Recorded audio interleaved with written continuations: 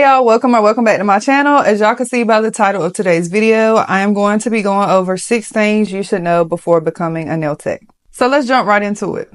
First thing I'm going to ask you, are you doing this for passion or for money? All right, y'all. Number 1, learn the basics of nail care. Super straightforward. You need to understand the anatomy of the nail itself. So that includes the nail bed, the free edge, the cuticle. I will also insert an image here showing the structure of the nail. You can do more research into it. Number 2, keep it clean.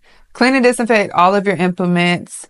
I recommend using Barbicide. I can make a separate video showing you guys how to properly clean and disinfect your tools as well. So if y'all are interested in that, let me know down in the comments and I'll be sure to do that for you guys. Files, buffers, and sanding bands need to be discarded after use on one client.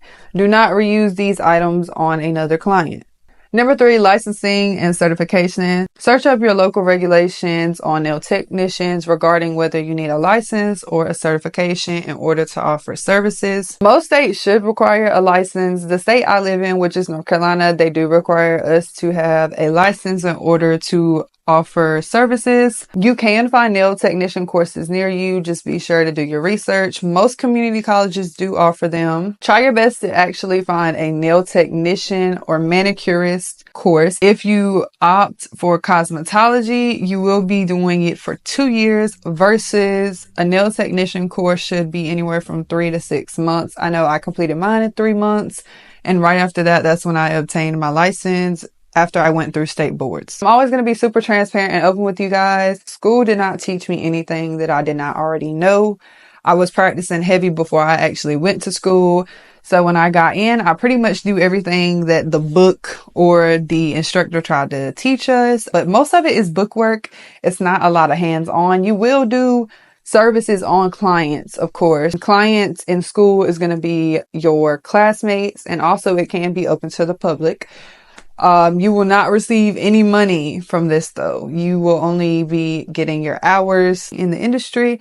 I feel like a lot of this stuff is more hands-on and you will learn and perfect your craft outside of school. It could be different for you. School could teach you way more than what you currently know, but it did not teach me anything that I did not already know.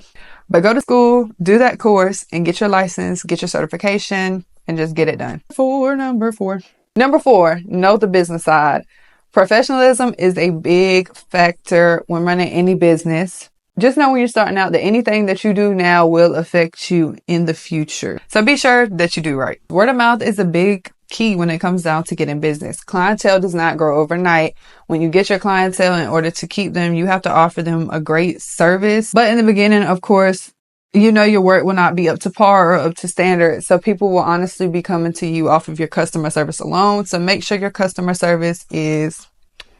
You can gain clientele from word of mouth, but remember, don't stop there. Promote your work on all social media platforms and also promote yourself in person as well. Pricing. I cannot tell you guys what to charge as everybody is in different areas, but just know when you are starting off as a beginner nail tech, you will have to do some sets for free because you are just starting out. Eventually you can charge, I would say around $20 to $30, maybe even $40 to put back into your business as you did invest in your products. So the money that you receive can be put towards your products. Number 5, create a comfortable environment. Make sure your work area is inviting, comfortable, and professional. Clients will feel relaxed and they will also feel confident in your services. All right, y'all. Number 6, perfect your technique.